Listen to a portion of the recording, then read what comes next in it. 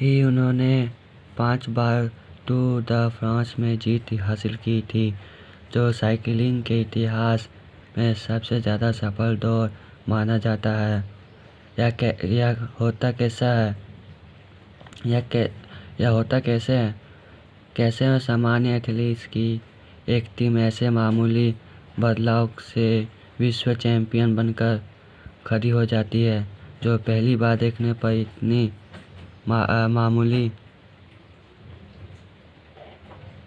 मामूली लगते हैं कि उनसे बहुत छोटा सा अंतर पड़ सकता है। क्यों छोटे छोटे सुधार संचित होकर इतने उल्लेखनीय नतीजे दे सकते हैं, और किस प्रकार से आप यह नज़रिया अपने जीवन में लागू कर सकते हैं? क्यों छोटी आदतें बड़ा बदलाव करती है? दैनिक जीवन में किसी निर्णायक क्षण में महत्व का आकलन बढ़ा चढ़ा कर करना और छोटे छोटे सुधारों को कम समझना बहुत ही आसान है। हम यही मानते हैं कि बड़ी सफलता में सबसे प्यार जरूरी है, भले ही वह वजन घटाने का मामला हो, या कारोबार बढ़ाना हो, पुस्तक लिखना हो, या चैंपियनशिप जीतना हो, या किसी मकसद को प्राप्त करना हो।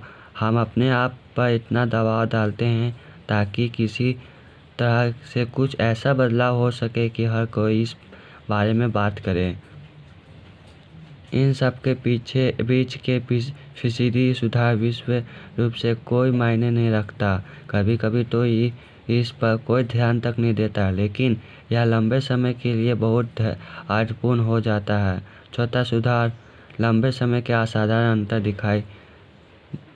दिखा सकता है। इसका गणित इस प्रकार से काम करता है। यदि आप प्रतिदिन 1% भी पहले से बेहतर होते हैं, तो पूरे एक वर्ष में 37 गुना बेहतर बन सकते हैं। इसके विपरीत, यदि आप एक वर्ष तक हर दिन 1% बदतर होते जाते हैं, तो आप 0 के करीब हो जाएंगे। भले ही छोटी जीत से शुरुआत हो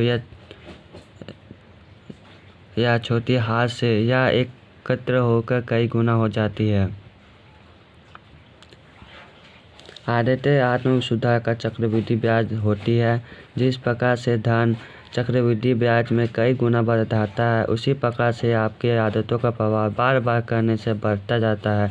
भले ही वे किसी दिन मामूली बदलाव के रूप में दिखती हो, लेकिन कई महीनों और वर्षों में इनका प्रभाव जबरदस्त हो सकता है। जब आप 2, 5 या एकाचित 10 वर्ष बाद पीछे की ओर देखते हैं, तो आपको स्पष्ट दिखता है कि अच्छी आदतों के मूल्य क्या है और बुरी आदतों के लिए क्या कीमत चुकानी होती है। जब यह पुस्तक प्रकाशित होने जा रही थी, तब ब्रिटेन साइकिलिंग टीम के बारे में नई सूचनाएं प्राप्त हो रही थी। आप मेरे विचार atomic